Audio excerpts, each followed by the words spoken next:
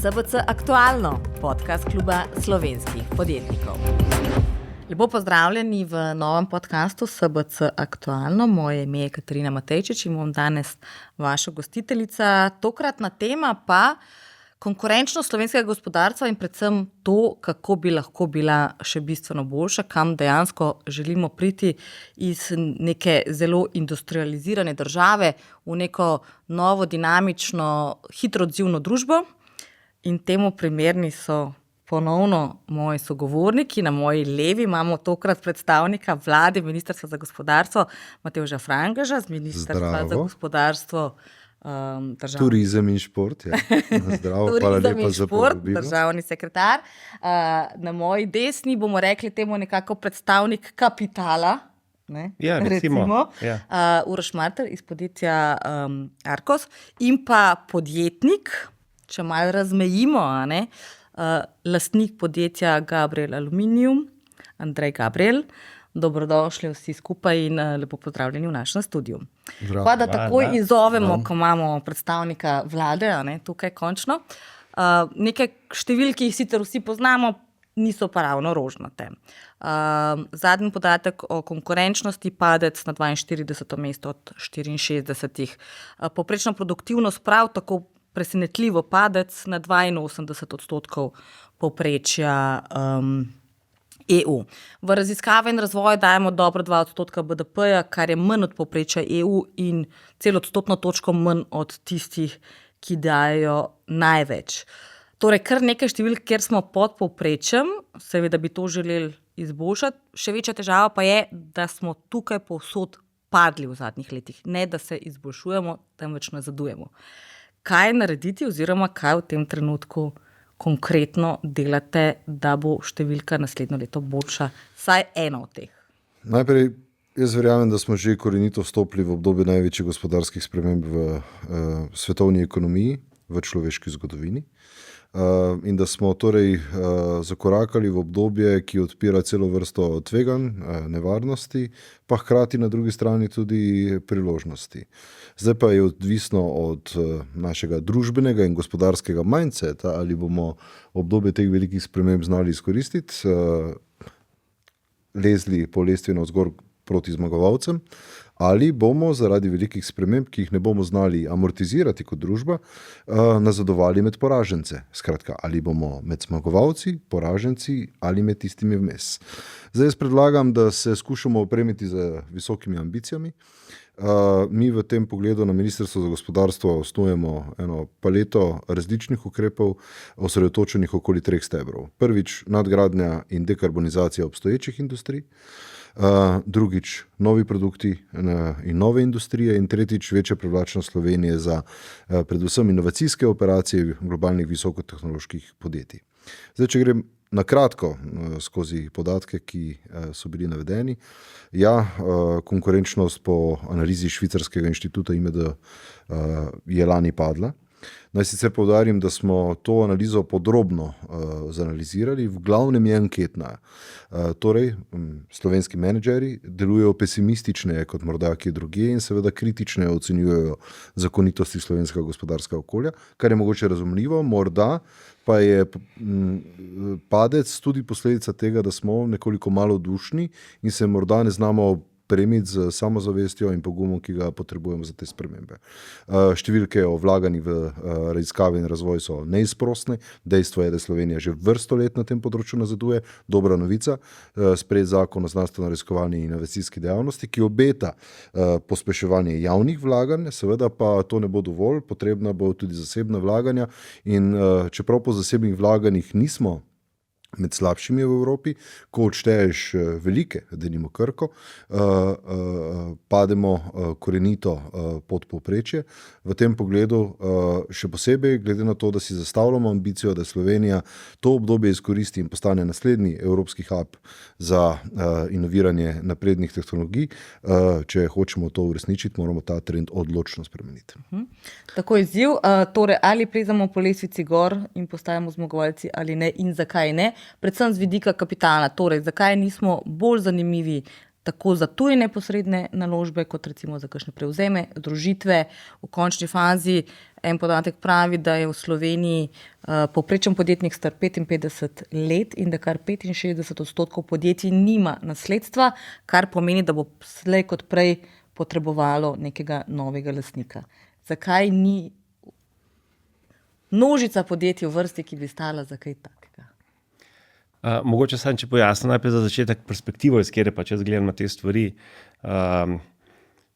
Arkas je podjetje, ki sem ga ustanovil pred 23 leti in se pač ukvarjamo z prodajami podjetij, in to so slovenskih podjetij. Tako da naš produkt, ki ga ponujamo trgu svetovnemu, je pač slovensko podjetje iz raznih industrij. In iz te perspektive je v bistvu največja ovira pridobiti čim širši krog potencialnih kupcev velikost. Slovenija je majhna država, tle nas je 2 milijona, ta podjetja, ki mi gledamo, ki so pač iz naše perspektive ogromna, so iz evropske perspektive zelo majhna, iz globalne perspektive smo pa mikroskopski oziroma praktično nevidni. Tako da ta največja ovira je velikost. Vse ostale stvari, pač pravno okolje, davčno okolje, delovna zakonodaja, vse to je bistveno manjšega pomena pri dobivanju interesentov za nakup slovenskih podjetij. Kaj pa, da bi recimo šli po regiji pa kupili podjetje iz določene branže v Sloveniji, nekaj podobnega na Hrvaškem, v Bosni, Srbiji, to združili in naredilo neko, pa vendarle nekoliko večje podjetje z večjim trgom? Drži, in to, kar ste zdaj opisali, je točno strategija praktično čisto vsakega finančnega sklada na tem planetu. Vsi pač imajo izjemno, podobne in enostavne strategije, pač nekaj kupiti kot platformo in potem narediti še dodatne prevzeme in to združiti. Sli se dobro, v praksi je pa to izjemno težko narediti. Zaradi različnih kultur, zaradi meje, davčne zakonodaje, političnih okvirjev. Čisto nič od tega, izključno samo zaradi tajminga, pa relativno majhnega števila podobnih podjetij, ki skupaj pašajo. Kot prvo, tudi če celo regijo skupaj vzamemo, smo še vedno mikroskopski. Tudi če pogledamo praktično celo vzhodno Evropo skupaj, smo še vedno toliko majhni, da tudi te velike države, ki gledamo kot ogromne države, Poljska, to so še vedno relativno majhne države. In pač delati, neko tako strategijo, da bi pač začel z enim podjetjem, pa potem pokupil še druge, se sli super, v praksi pa to izjemno težko narediti. In tu pa tam, kaj še morate narediti, še eno ali pa dve manjše transakcije, se pravi, da pač vse skupaj malo povečal, generalno je pa to relativno neuspešna strategija. Da gremo k vam, eden od neravno bleščečih podatkov je tudi dodana vrednost na zaposlenega. Trenutno, zadnji podatek, ki sem ga videla, 45.600 in še nekaj približno. Cilj je 100.000, kar pomeni krat 2. Vi ste blizu temu cilju. Kako vi to dosegate in predvsem, kaj bi še rabili, da bi hitreje to dosegali, šli dejansko čez 100.000 in sabo potegnili tudi svoje partnerje, kupce, dobavitelje ali pa lokalno okolje? Ja, jaz bi rekel, da ta naša dodana vrednost slovenska predvsem izhaja iz strukture gospodarstva, ker še vedno mislim, da je slovensko gospodarstvo bazira, se pravi, na manjših podjetjih, in veliko od tega nekih storitvenih ali pa dobaviteljev raznih elementov, recimo za proizvodne, vsekakor manjša podjetja, ki v svetovnem merilu težko sledijo neki, hitrem razvoju in inovativnosti. Seveda to ne velja za vse, Tisti, ki recimo dosti boljš to izkoriščamo, se temu posvečamo, tisti se približujemo lahko taki številki, ali pa celo presegajo, medtem ko baza je pa še vedno relativno stabilna, Mislim, še vedno je premalo vlaganja v razvoj, so to več ali manj narekovaju storitvene podjetja, Tako da mislim, da je tukaj glavni vzrok. Zdaj, zakaj pa je taka struktura? Pa verjetno, da je to posledica neke tranzicije, ki smo jo bili deležni, ne, iz prejšnjega obdobja. Imamo v Sloveniji zdaj samo par velikih podjetij, ki so na takem nivoju, da so vidna tudi, recimo, bi rekel, bolj v regiji, mogoče celo ne v svetu, a ne. In mislim, da je to tudi nek temelj, iz katerega se ga moramo zavedati in iz njega graditi naprej. Ne.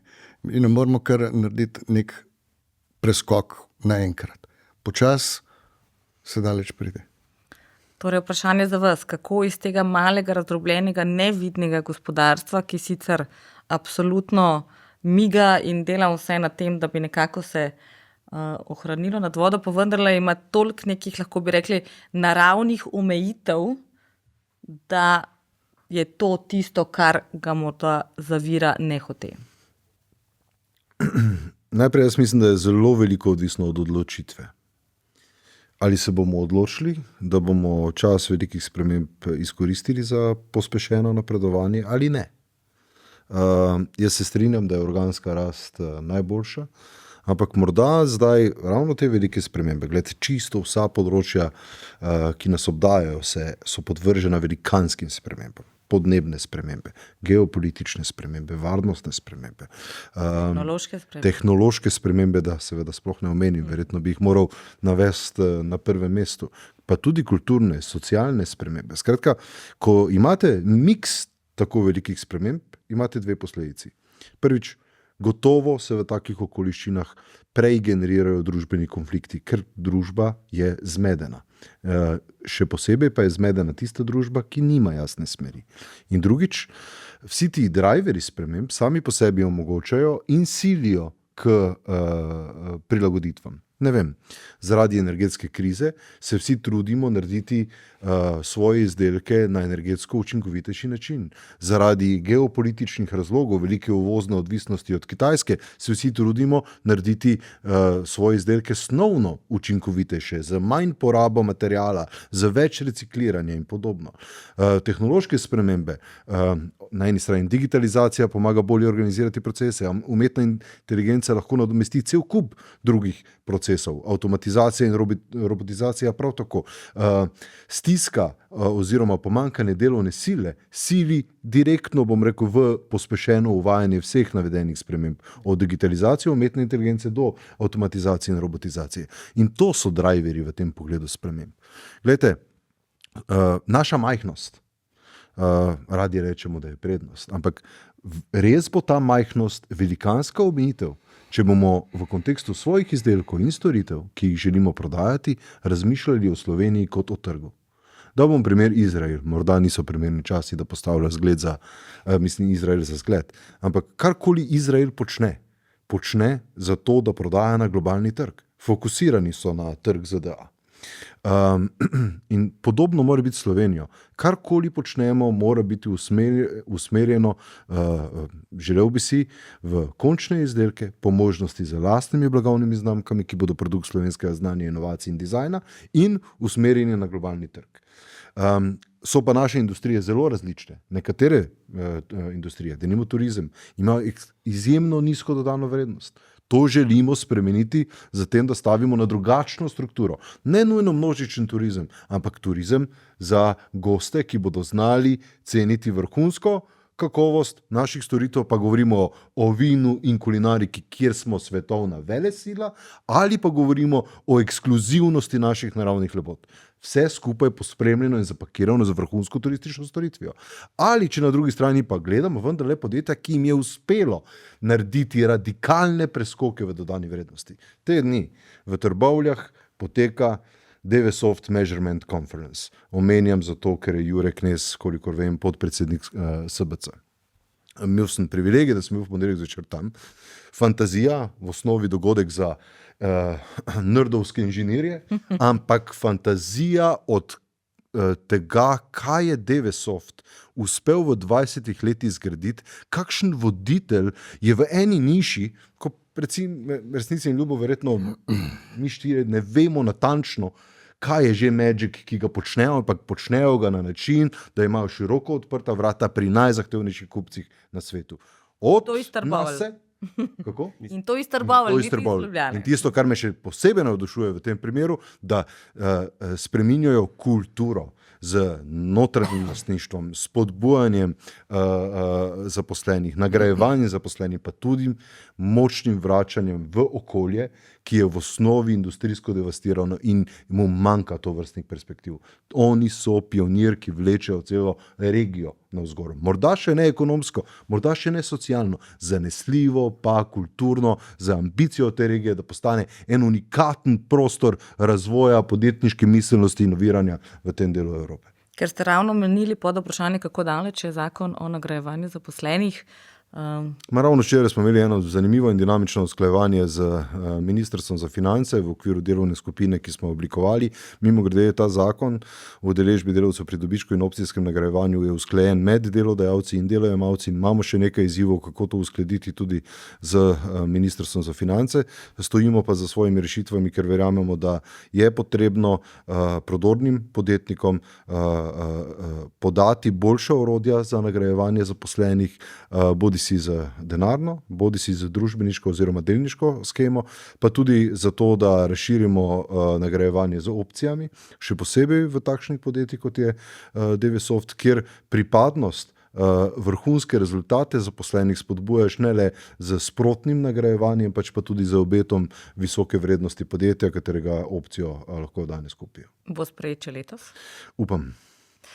Ste vi kdaj razmišljali recimo o opcijskem nagrajevanju svojih zaposlenih, o finančnem nagrajevanju, ki sicer zdaj davčno ni ravno najbolj ugodno, pa vendarle imate kar nekaj zaposlenih, verjetno velik del zelo pripadnih.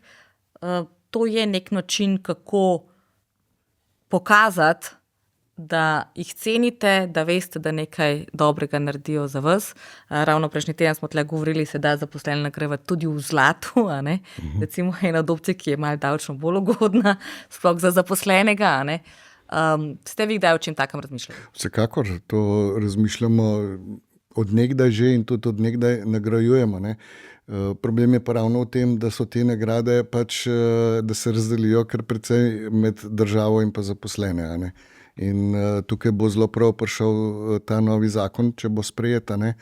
In mislim, da lahko na široko odpre čist eno novo ero, kjer bodo resnično lahko zaposleni deležni zasluženega plačila, ne pa nagrajevanja.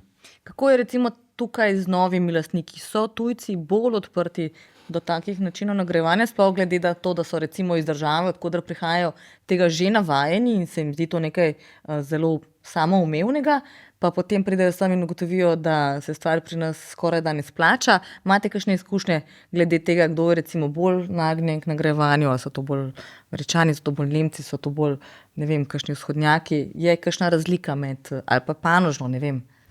V bistvu tle je treba bolj razdeliti na vrsto lastnika. Strateški lastniki so v teoriji lastniki zavedno. In pač, če en strateški lastnik, neka velika korporacija, tudi če je, rekel, nekaj kotiran na neki tuji borzi, če kupi slovensko podjetje, načeloma ne pride do tega, da bi zdaj zaposlene niti upravo nagrajevali s pač nekimi equity like, se pa z nekimi lastniškimi deleži, opcijami in tako naprej, zato ker pač vrednost tistega slovenskega podjetja, v katerem pač zaposleni pa management deluje, je, bom rekel, zaklenjena celota in ne bo pač več te vrednosti nikoli realizirana, ne. Zdaj pa, po drugi strani, če pa kupi to finančni skladi imajo pač drugo filozofijo. Finančni skladi so pa lastniki za določen čas, ponovadi pač 5, 6, 7 let in njim je bistveno izključno samo to, da podjetje za časa njihovega lastništva poveča svojo vrednost, se pravi vrednost kapitala, vrednost lastniškega deleža in te finančni skladi vedno nagrajujejo pač z lastniškimi deleži, pač ki so strukturirani na pač razne načine, ampak na koncu ekonomsko gledano je to tako, da pač ključni ljudje v podjetju dobijo tako ali pa drugače en delež kapitalskega dobička, ki ga ta sklad ustvari tekom svojega lastniškega obdobja. Se pravi, pač enkrat, ko se proda, če je ta sklad, bo rekel, kupil podjetje za 10 milijonov, pa ga čez 5 let proda za 20 milijonov, recimo, je naredil 10 milijonov kapitalskega dobička. Od teh 10 milijonov kapitalskega dobička bo delil 1-2 milijona z ključnimi zaposlenimi, pa en del tudi z širšim spektrom zaposlenih. Kar se pa tiče ne samo pač ožjega management tima, ampak širši krog zaposlenih, se pa skoraj vedno nagrajuje bistveno bolj frekventno, kakor pa samo enkrat čez 5 let, ki pride pač do exita, zaradi tega, ker pač enostavno, rekel, imeti lastniški delež, pa vedeti, da pač takrat, ko bo to realiziran čez 4-5 let, da bo zaslužil, to je motivacijsko za top par ljudi v firmi, pač, ki se s tem lahko identificirajo. Medtem ko pa za širši krog zaposlenih je pa to kvartalno, polletno ali pa letno nagrajevanje, ki je pač vezano na dejanske dosežene konkretne rezultate podjetja kot celote in tistih posameznih zaposlenih. Ampak načeloma je tako, da pač lastnik, če je to finančen sklad, on vzpostavil, to strukturo nagrajevanja za top 1, 2 ali pa 3 ljudi in ta management ekipa potem se mora odločiti, kako bojo v bistvu naprej dol, ne to delili, ampak kako bodo v bistvu sistem nagrajevanja vzpostavili navzdol. Tako da lastniki v bistvu zaključijo več ali manj svoje razmišljanje na vrhu. Ja. Prej ste omenili 2 stvari, ki sta pomembni za vas, pa seveda tudi za veliko večino drugih podjetij. Torej, danes so slovenska podjetja velikokrat dobavitelji. Tudi vi ste dobavitelji, recimo en del avtomobilski industriji. Ste odvisni, kot ime podjetja pove, od aluminija. Ravno v zadnjih parih dneh je cena precej zrasla zaradi novih sankcij proti Rusiji, s čimer se zmanjša uvoz za približno 3-4% na svetovni ravni. Kako se vi s tema 2 stvarema soočate, sploh glede na to, da tudi recimo avtomobilski grozd je lani absolutno ni dosegel načrtov, ki so si jih zastavili, ravno zaradi težav evropske avtomobilske, predvsem električne industrije, pa zaradi hude kitajske konkurence in podobno. Vi imate ravno 2 segmenta, ki nista ravno idealna v tem trenutku, pa še vedno delate dobro. Mislim, kar se tiče gibanja borznega aluminija, recimo, ne, v našem primeru mi imamo tako, pa ne glede na branžo, to avtomobilska ali katerakoli druga industrija, imamo vedno v pogodbi, da se usklajujejo cene na podlagi gibanja borze. Ne. Tako da tukaj mi nekega tveganja iz tega nismo bili nikoli deležni v preteklosti, niti sedaj ne. Iz tega vidika mislim, da je dost nepomembno. Seveda prihaja do nekih zamikov, a ne? Ampak načeloma se to da. Niste lih traderji vsakodnevni, seveda. Seveda ne. Ja. Seveda. Tudi ne poslužujemo se nekih špekulacij, a ne? Da bi mi nekje naprej zakupovali aluminij v prevelikih količinah, nekaj že ne pa v prevelikih. Ne. Kaj pa dobaviteljstvo, sploh v avtomobilski industriji se pozna, kakšen, sicer so bili rezultati lani zelo dobri, ja, zdaj, nižjim prihodkom, pa vendarle letos. Jaz poznam pač te trende, da avtomobilska industrija je imela, bomo rekel, določene minuse, ampak mi smo imeli spet v tem primeru malo sreče, ker praktično dobavljamo samo za, bom rekel, višji rang avtomobilov, a ne, premium razred, in ta premium razred je v vsaki krizi ta zadnji, ki nastrada. Tako da smo tudi tukaj dobro šli. Kaj pa sami energenti, njihove cene, zdaj so sicer precej se umirile, nafta sicer nekoliko spet raste zaradi vojne in špekulacij, kaj bo na relaciji Iran-Izrael, pa vendarle, kaj pa sami energenti, veliko je bilo govora o državni pomoči, je bila zadostna, ni bila zadostna, podjetja so še seveda želela več. država je rekla, da je dovolj, potem kdaj kupovati, takrat se je premier mogoče malo zmotil v svoji napovedi, kdaj je najboljši čas za kupovati in sklepati pogodbe. Kako ste se vi znašli, kar se tega tiče? Torej, ja, zdaj predvsem, bom rekel, pri plinu ni bilo take zelo drastične spremembe, kakor se je, ali pa gibanja, kakor so se dogajala pri elektriki, a ne. Jaz moram reči, da mi smo določen del te dobe, ki je šla elektrika v nebo, a ne, smo imeli zakupljeno, a ne. In smo glih nekje še spet ta prav čas ujeli, da nismo utrpeli prevelikega skoka, torej nikoli nismo kupovali po 80 evrov, a ne. Mislim, da je bilo 45 največ, pa še to ne za prav dolgo obdobje. Plin, domnevam. Ne, za elektriko govorim, ne. No in zdaj se pa stvari Umirili. že postavile, ne. To je ena zadeva, da smo recimo dost v redu nabavljali, a ne. Po drugi strani smo pa uspeli tudi pri kupcih tudi nekaj iztržiti na ta račun, ne. Tako da smo spet neutralizirali. Ste prešli to obdobje brez večjih težav. Ministrstvo bo objavilo kmalu razpis za približno 42 milijonov sredstev za zeleni prihod, kot temu lahko rečemo.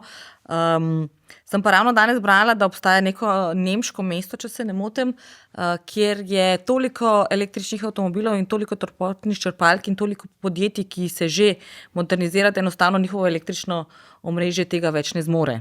Se nam lahko to zgodi, da torej prehitimo naravni razvoj neke elektrifikacije tudi z nekimi državnimi spodbudami in s tem, da moramo biti vsi zeleni in vsi eko in vsi bio? Ravno tega tveganja sodeč po dosedanji dinamiki ne vidim. Dejstvo pa je, da bo treba v mrežja pospešeno vlagati. Temu služi tudi omrežnina, ki jo vsi skupaj plačujemo in ki bo očitno v prihodnjih mesecih tudi podvržena spremembam, zaradi česar del gospodarstva že dviguje svoj glas, ker utegne seveda ponovno poslabšati njegovo konkurenčnost. Zdaj, energetska kriza je pa v vsakem primeru bila en velikanski izziv. Jaz mislim, da je država se ustrezno odzvala na eni strani z regulacijo malih poslovnih odjemalcev, seveda tudi gospodinjstev, ki smo še vedno deležni v veliki meri ukrepa regulacije, na drugi strani z tudi regulacijo mikromajhnih in srednje velikih podjetij in končno z povračilom in pomočjo v primeru pač velikih podjetij. Zdaj, mi še vedno izvajamo ta ukrep, ki se je v osnovi iztekel konec leta 2023, tečejo pa zdaj korekcijski postopki in poračun tistega dela pomoči, ki je bil zadržan, zato da država natančno ugotovi, kdo je bil deležen, torej upravičen do kakšnega deleža pomoči glede na spremenjen položaj, ki ga je posamezno podjetje utrpelo. Zdaj, ne glede na to, ali smo intervenirali dovolj, pomagali dovolj ali ne, je dejstvo, da je energetska kriza in vendarle opazen v nekem delu eksponenten dvig cene električne energije in zemeljskega plina, vendarle del industrije prizadel. Dejstvo je, da ima Slovenija nadpovprečno energetsko intenzivno industrijo, ker smo v veliki meri dobavitelj materialov, od jekla, aluminija, stekla, magnetov, papirja in tako naprej. Vse to so izdelki, ki zahtevajo veliko energije. In če tudi so te industrije med energetsko učinkovitejšimi v svetu, so bile v letu 2023 gotovo prizadete. Uvodoma bi lahko namreč med neugodnimi podatki navajali tudi podatki o industrijski proizvodnji in dejstvu, da je ta v Sloveniji v lanskem letu padla, verjetno prav kot posledica pač cenovnih šokov na področju energije. Nekatere industrije so bile prav posebej prizadete, recimo kemijska industrija, ki je na nek način industrija, ki zagotavlja vhodne inpute za vse ostale industrije. Tako da tukaj nas čaka skupni evropski odgovor, kako bo Evropa poskrbela za to, da bo energetsko intenzivne industrije, ki jih Evropa zaradi svojega industrijskega modela nedvomno potrebuje, ker smo proizvajalci avtomobilov, proizvajalci elektronike, cele vrste končnih izdelkov za globalni trg. Te materiale bomo morali proizvajati v Evropi, sicer ne mislimo resno zelenim prehodom. Če bomo aluminij, jeklo, steklo in vse ostale materiale uvažali izključno drugod, bomo povzročili samo carbon leakage, torej dejstvo, da bomo izvažali našo dodano vrednost, izvažali pa s tem tudi ogljični odtis. In ne bomo naredili za planet nič dobrega. Zdaj smo našteli kar nekaj stvari, kaj vse se v Sloveniji dela. Ne? Prej ste rekli, glavna težava je majhnost. Ne? Pa vendarle, kdaj se pa zgodi, da kdo tudi pride in prevzame pri nas kakšno podjetje. Zelo doskrat, mi smo že na 70 prodali, pa smo sami eni. Katere panoge so recimo za njih najbolj zanimive, kaj tujci sklepajo, da mi delamo dobro? Niti ne sklepajo, ampak pač vidijo tisto podjetje, ki je iz take mehne države išlo, pa uspe prodreti na tuje trge, pa ima pretežen del prometa iz tujine, pomeni, da je dobro. Tako da tle je, dokaz je v samo poslovanju podjetja. Zdaj, med branžami težko razlikujem, pač, ker vsaka branža ima, svoj nabor kupcev. Bolj je bistveno to, da podjetja, ki delajo pretežno na domačem trgu, so relativno manj zanimiva kot pa podjetja, pač, ki so slučajno, rečemo temu slovenska, ki so tukaj bazirana, ampak prodajajo pač globalno ali po celi Evropi, tista so pač bistveno bolj zanimiva. Pač, seveda so določene industrije, pač, ki so izrazito lokalne narave, kot je pač zavarovalništvo, energetika in tako naprej. Te stvari so pač vedno zanimive tudi ne, za tuje investitorje, ampak tukaj ni bilo prav veliko transakcij. Bančništvo tudi do neke mere, tle je bilo veliko transakcij, se je pač zelo veliko že konsolidacije zgodilo. Tako da industrije od storitvene do proizvodne so oboje zanimive. The devil is in the detail. Se pravi, bistveno, da je eno podjetje zanimivo za enega kupca iz tujine, pa je lahko to finančni sklad ali pa strateg, je da bodi si, da ima, res nek specifičen know-how, recimo pred enim letom pa pol smo prodali eno relativno majhno podjetje iz bližine Maribora, MSISO se imenuje, da res skupina 45 inženirjev, ki so izjemno dobri v tem, da znajo delati gonilnike pa krmilnike za elektromotorje. In so kljub temu so majhno podjetje, so bili zanimivi pa za enega svetovnega velikana na enemu pač čist drugemu področju, ker pač je iskal ekipo ljudi, ki znajo to delati.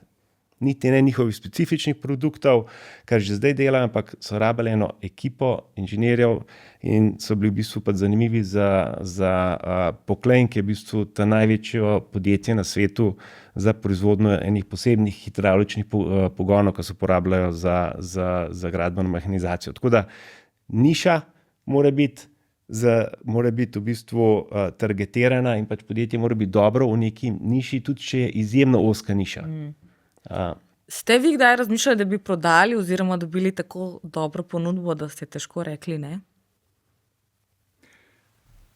Če sem razmišljal, Ja. da bi, seveda sem. Bom rekel, trenutno smo tudi v tej fazi, ko to nekako poskušamo. Zdaj, bom rekel, uspeh take, bom rekel, akvizicije, je pa predvsem odvisen od, bom rekel, trga, se pravi, prvič moraš dobiti pravega ali stratega ali sklad, ampak recimo jaz razmišljam bolj o strategu, kot o skladu, teh pa ni veliko, in sploh pa ni veliko v takih, ki bi jim pasala prav ta naša niša, ki jo mi imamo, Jih praktično v svetu ni veliko, Tako da, bom rekel, tukaj je zdaj kar en tak izziv, je pa to samo poskus, tako da bomo videli pač, kako se bo to išlo. Kaj bi bil največji doprinos sploh, če bi recimo dobili stratega? V bistvu zakaj sploh strateg? Zaradi tega, ker želim, da se ta proizvodnja in naše podjetje nadaljuje. Torej, je veliko večja verjetnost, vsaj jaz imam tak pogled na to, da je veliko večja verjetnost, če ti dobiš pravega stratega, ki ga lahko tudi zelo dobro analiziraš, ki bo predstavil pravo vizijo za naprej, kaj bo z našim podjetjem naredil. Je to zame en ključna stvar, ker ko nekaj gradiš celo življenje, si ne želiš nič drugega, kot da to pelje naprej. Zdaj, če nimaš znotraj svojih naslednikov nekoga, ki bi ga to zanimalo, potem moraš v tej smeri razmišljati. Kaj vi delate, da bi morda še bolj privabili tako neposredne naložbe, kot tudi recimo, da bi tovrstna podjetja sploh prišla v nekoga večjega, ne? Seveda je potrebna prepoznavnost Slovenije kot celote, ne? Čez športne, kulturne, znanstvene, poslovne uspehe. Torej, več ljudi kot nas pozna, večkrat bo kdo pomislil na nas, turizem v končni fazi. Pa vendarle se moramo tudi kot država predstaviti kot nekdo, ne? Recimo, da obstajajo še kakšno podjetje na svetu, kot so oni, zakaj ravno k nam? Ne? Pa recimo, da so podjetja tam nekje, ne seveda, da je eno ful boljše kot drugo. Zdaj, če je treba povedati zgodbo o tem, zakaj verjamem, da smo Slovenci res izjemni, običajno povem to z nekaj podatki. Imamo največje število doktorjev znanosti na prebivalca, največje število olimpijskih medalj na BDP in mimogrede prav tako največje število Michelinovih zvezdic na prebivalca. Zdaj, ta kombinacija, pa temu je treba mogoče dodati še kar nekaj.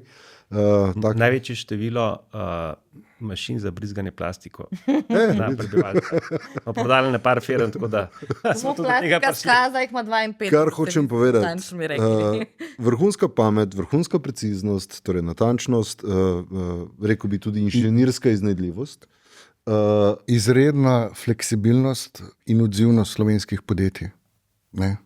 To mislim, da je tudi en tak dober, pozitiven. Prednosti na podjetniški ravni, pa tudi kot država, sem prepričan, da imamo kar nekaj, ampak če se vrnem na olimpijske medalje, sposobnost tekmovanja v ostri globalni konkurenci, kar pomeni, da imamo tudi sposobnost treninga, usvajanja veščin, in ponavadi v zelo težkih disciplinah, ne tistih, tako, ja. ki res terjajo popolno posvečenost. Na drugi strani pa torej Michelinove zvezdice pa vendarle pokažejo, da pa želimo tudi uživati življenje, da želimo živeti visoko kakovost življenja, da terjamo tudi dober balans med delom in življenjem.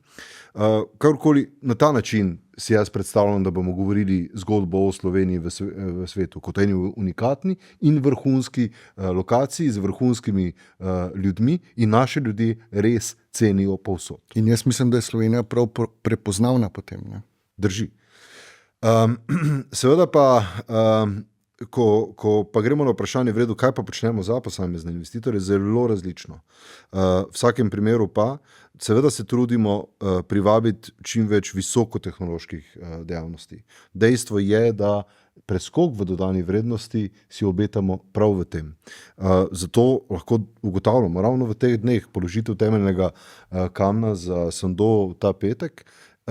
Tu ne gre samo za investicijo v tovarno, nasprotno, gre tudi za osredinjenje tako Novartisa kot Sandoza, se pravi dveh danes samostojnih družb, v to, da Slovenija postane njihov center za inovacije od obeh multinacionalnih podjetij. To ni samo zato, ker smo morda ugodno okolje za te stvari, ampak ker imamo izjemno dober generator ljudi in znanja na tem področju, se pravi dobro izobraževanje, dobrega javnega regulatorja, ki mu globalno zaupajo, tradicionalne industrije v farmaciji, pa tudi nastajajoč in vedno bolj perspektiven biotech sektor, ki je že videl nekaj zelo odmevnih exitov. Tako da jaz verjamem, da je treba tudi delati na kombinaciji. Seveda pa to ne velja za vsako industrijo, ker so industrije različne. V predelovalnih dejavnostih je nesporno to, da potrebujemo v tem pogledu plezanje po verigi vrednosti, da okrepimo svojo odpornost, na drugi strani pa seveda privabimo tudi nove naložbe, tako domače kot tuje.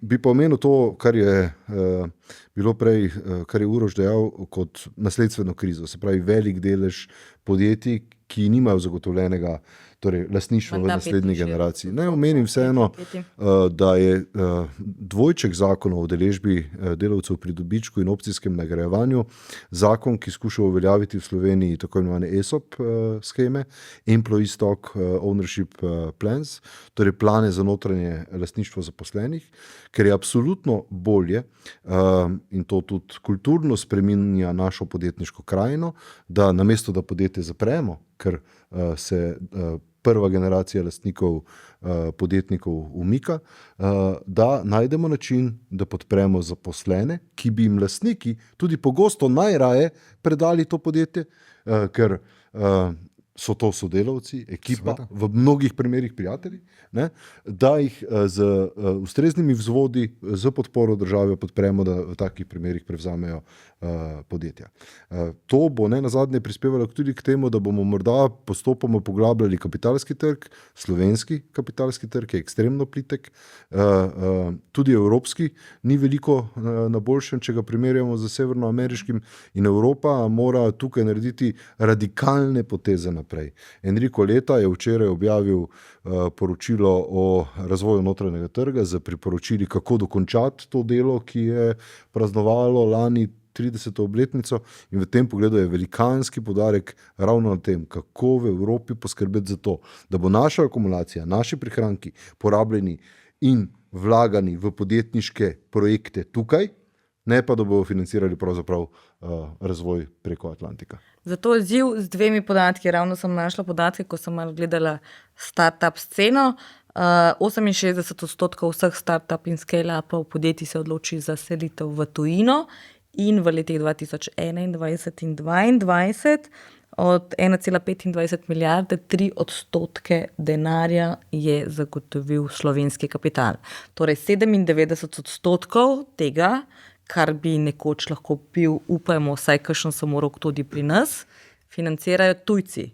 Kako torej to spremeniti? To se izboljšuje. Ohraniti to neko, prej smo rekli, mogoče bi tehnologijo mogli omeniti na prvo mesto, ne?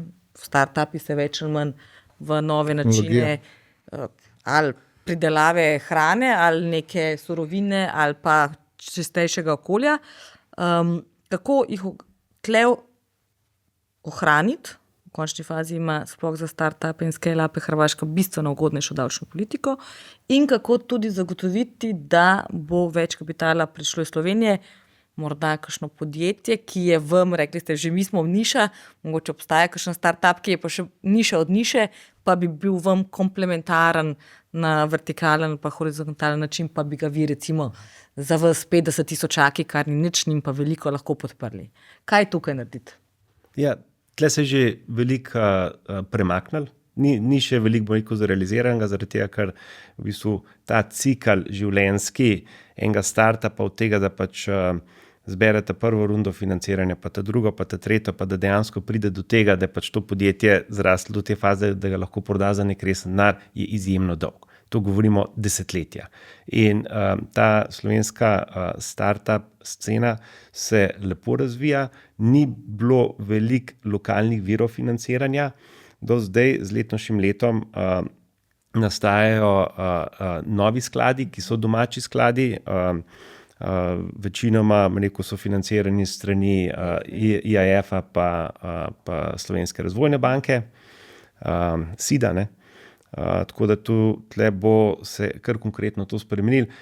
Te startupi se preselijo v tujino izključno samo zaradi tega, ker pač če dobijo investitorja, pa enega posameznika, enega angelskega iz Anglije, mu reče, pa dajte se vi v Anglijo inkorporirati, ker meni to bližje, izključno zaradi tega razloga, ne zaradi kakšnih drugih posebnih davčnih, regulatornih zadev. Tako da najbolj pomemben tukaj je vir financiranja v prvi fazi za razvoj, pa kapitalski trgi so pomembni za te končne exite. Ne? In pač dejstvo je, da pač kapitalski trgi v celi vzhodni Evropi so plitki, z izjemo poljskega trga, pa to ne zaradi tega, ker je Poljska pač toliko večja država, ampak zaradi tega, ker so pač tam že desetletja nazaj pač vse njihove pokojninske sklade nekako zaklenili, da so mogli večinoma investirati na lokalnem trgu in pač se je ta kapitalski trg na Poljskem kakor tako dobro razvil, medtem ko pa v vseh ostalih državah pa kapitalski trg za vse praktične namene ne obstaja. Kar naši ne delajo, ker ne smejo pokojninci sploh vlagati v start-upe in hkrati tudi ne vlagajo v slovenske blue chipe, ker bistveno več hrvaških pokojnincev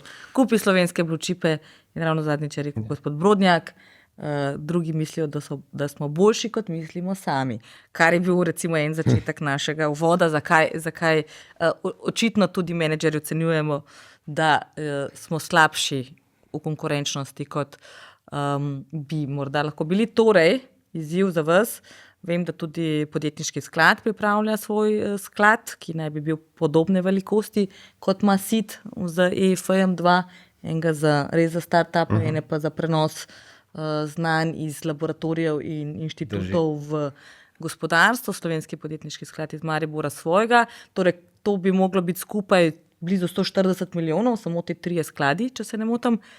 Bo to dovolj, se bo to ohranjalo tukaj in tudi ali bodo dobili denar iz slovenskih zdaj preden odgovarjam na samo vprašanje samega sklada, spet se moramo pogovoriti o ambiciji. Hočemo biti na tem področju dobri ali ne?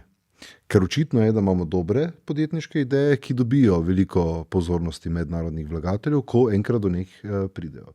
Ta prodor pa je verjetno precej peklenski.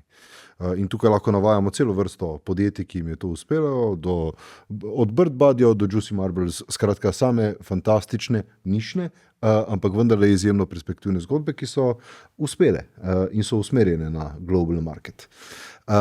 Kaj mi na tem področju počnemo? Prvič, zelo pomembno je, da smo, mislim, da decembra imeli eno zelo dobro VC konferenco v prav tako Trbovljah, kjer so vsi deležniki tega ekosistema, od skladov tveganega kapitala do inkubatorjev, tehnoloških parkov, do seveda samih startup podjetij, analizirali značilnosti pač okolja.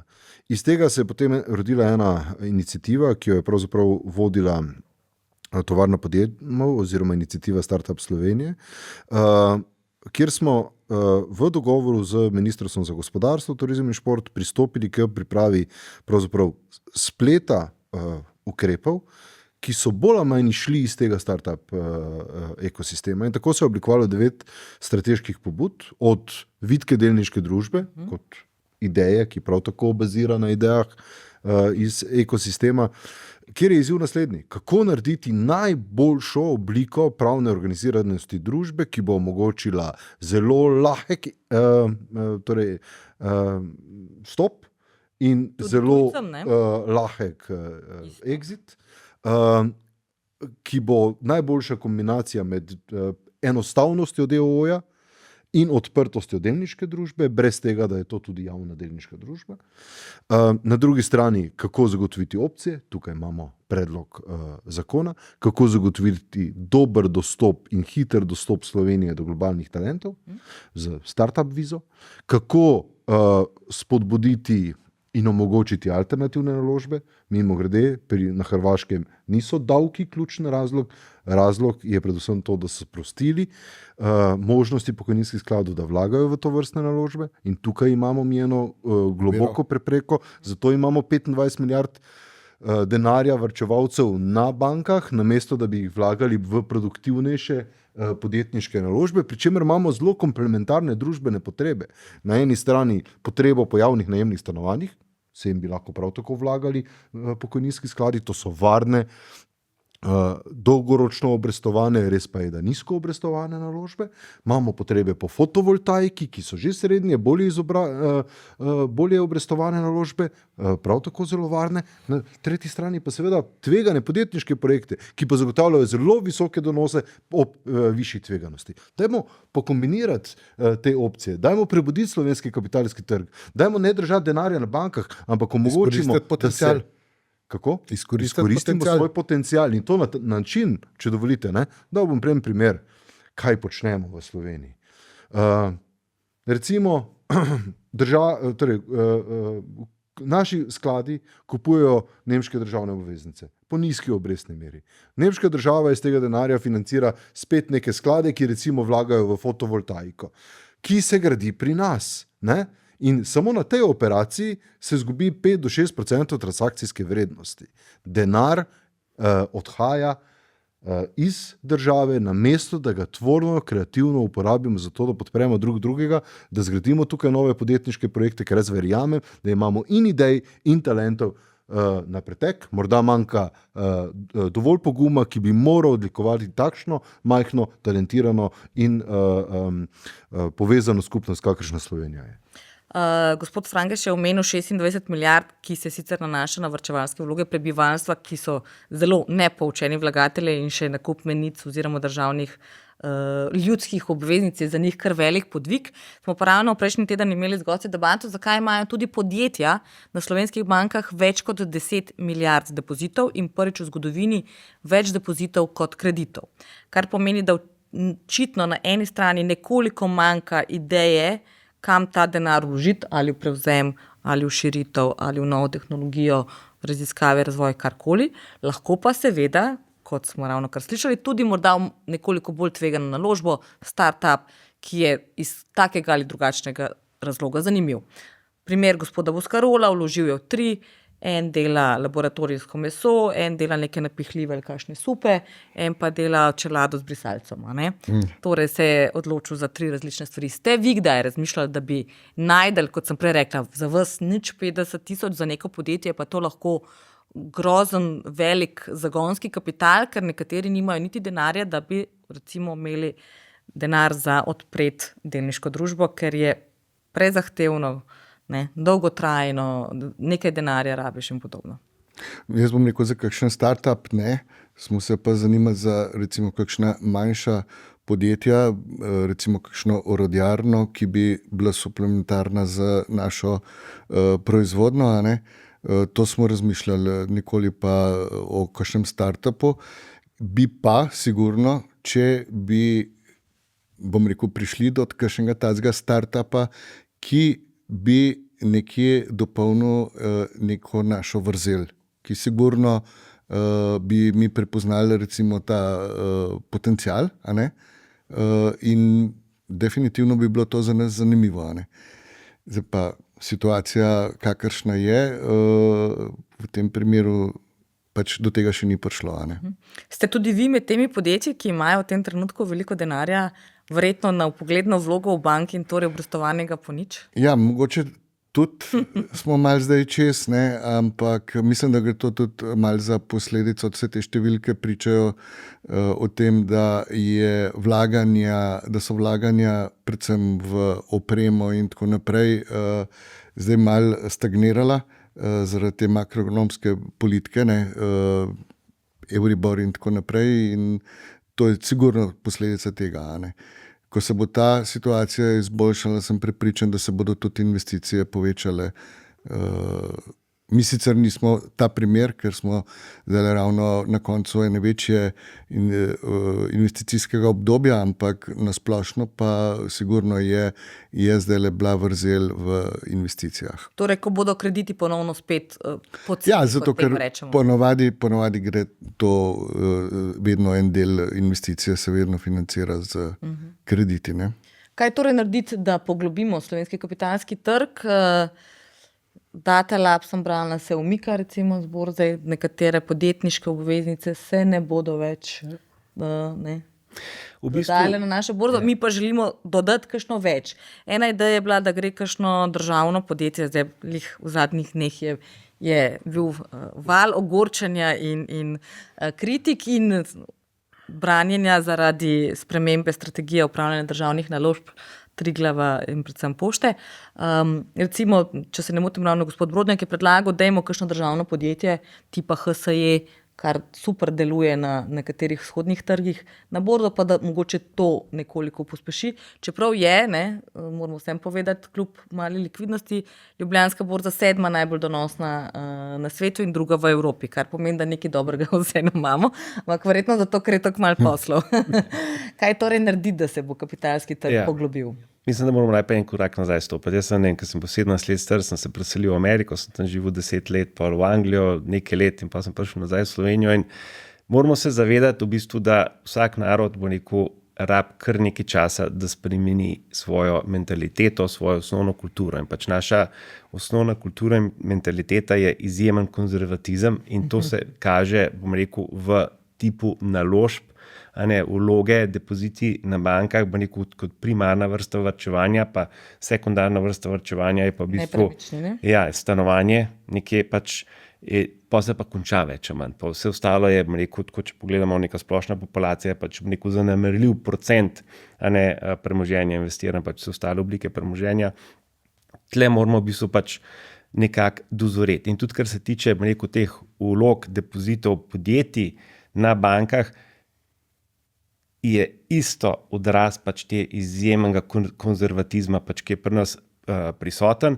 Vsi pa se bojimo kreditov, zadolženosti, res da so bili, bom rekel, negativni primeri, v Sloveniji kar neki, ampak praktično vsi brez izjeme so bili izključno povezani z, bom rekel, privatizacijo in pač, bom rekel, nekimi preveč ambicioznimi idejami pač menedžmenta, kako lahko privatizirajo podjetje, pač s tem, da zadolžijo podjetje.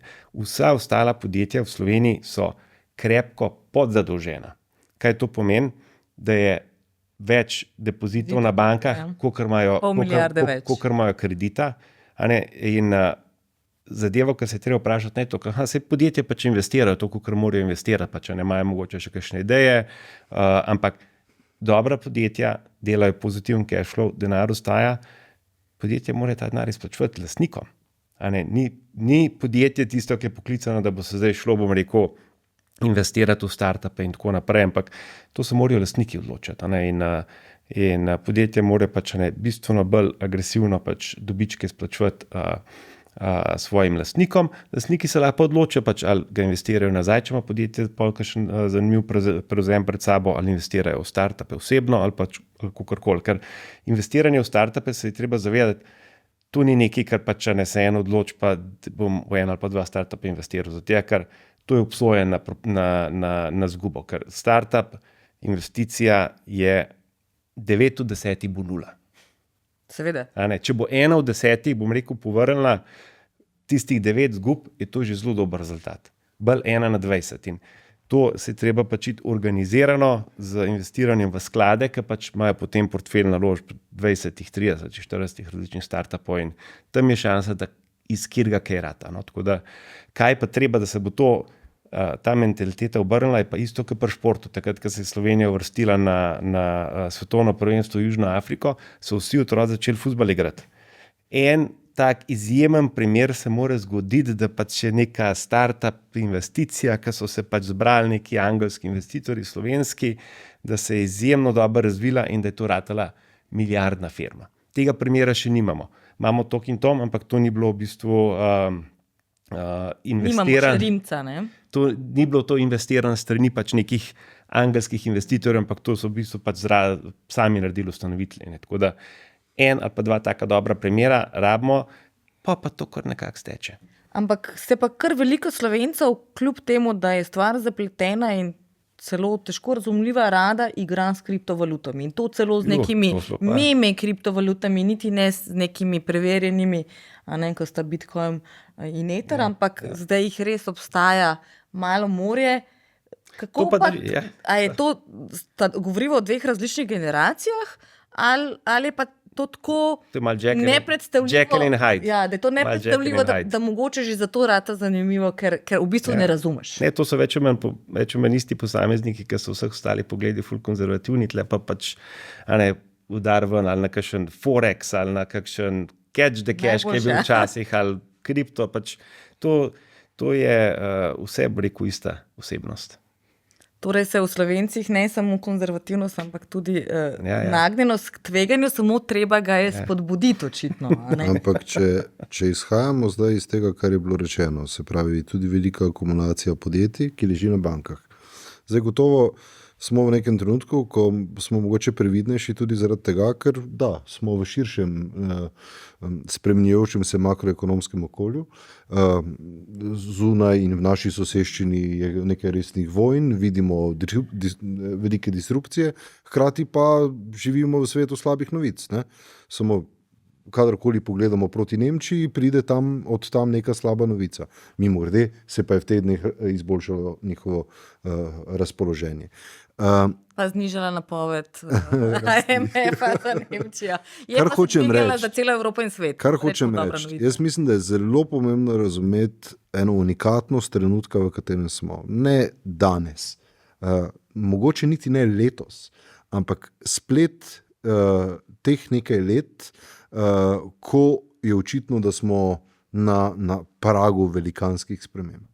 Jaz predlagam, da ne odlašamo in da skušamo akumulirati voljo za investiranje, pa naj bo to v tehnološko opremo, za boljše obvladovanje procesov, naj bo to v digitalizacijo, umetno inteligenco, nove disruptivne tehnologije ali, če hočete, ne, tudi naša mikro, majhna in srednje velika podjetja, ki so cari na nekem področju, ne, morda lahko z pogledovanjem proti kakim startupom najdejo morda novo tehnologijo, ki bo omogočila njihov preskok. Vemo, tržni delež in rast se zgodi skozi dva temeljna načina. Bodi si skozi mergers and acquisitions, bodi si skozi innovation.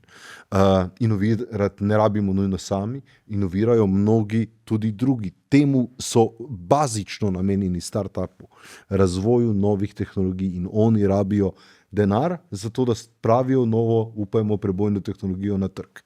V tem pogledu se mi zdi zelo pomembno izkoristiti čas, seveda z zdravo mero konzervativnosti, da ne skačemo v pregloboke črne luknje, kot smo že kdaj v preteklosti in to drago plačali. Na drugi strani pa vendarle se opremiti pogum, se narodno gospodarsko organizira tako, da ne bomo sedeli na prihrankih, ampak bomo te tvorno in produktivno nalagali.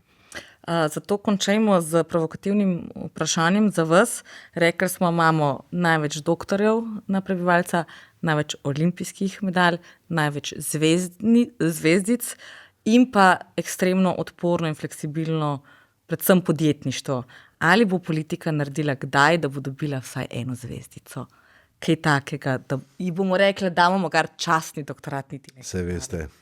Te zvezdice podeljuje najzahtevnejša žirija na svetu in to je slovenski narod. Pa boste vsaj poskušali, ne? Glede, delamo zelo veliko vsak dan, upam si trditi tudi pametno, osredotočeno in učinkovito, zato da bi prinesli želene spremembe v tej družbi. Vedno pa je potrebno splet sreče in splet umnosti in talenta. Hvala lepa vsem trem. Upajmo, da se bojo te pozitivne napovedi in predvsem ambicije in tudi zmožnosti, ki jih imamo, dejansko prelile v prakso in v dejansko življenje in da bo kakšna kriza manj, kot smo bili priča v zadnjih letih, ko nas je doletelo vse, kar smo si mislili, da nas nikoli ne bo. Torej še enkrat hvala in hvala za vaš čas. Hvala za povabilo. Hvala enako. Hvala lepa. To je bil še en podcast SBC Aktualno, tokrat veliko o slovenskem gospodarstvu, kam gre, kakšno je in predvsem kaj vse bi lahko še postalo. Vabljeni k ogledu, poslušanju ter seveda srečno do naslednjič. SBC Aktualno, podcast kluba slovenskih podjetnikov.